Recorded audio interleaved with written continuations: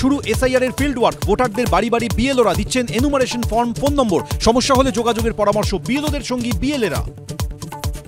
কলকাতা থেকে জেলা 7 সকালে বাড়ির দরজায় বিএলও। এখানে এই নাম্বারটা দেওয়া আছে, এপিক নাম্বারটা। এইখানটা সইটা করবেন, এখানটা ডেটটা দেবেন, এইখানে একটা ছবি দেবেন।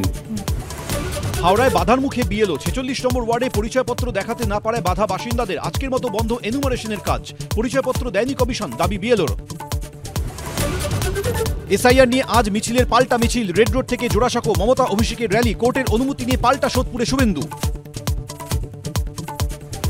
দীঘার জগন্নাথ মন্দিরে ধাম শব্দ ব্যবহার নিয়ে জনস্বার্থ মামলা খারিজ। বিশ্ব হিন্দু পরিষদের মামলা খারিজ। ভারপ্রাপ্ত প্রধান বিচারপতির ডিভিশন বেঞ্চের।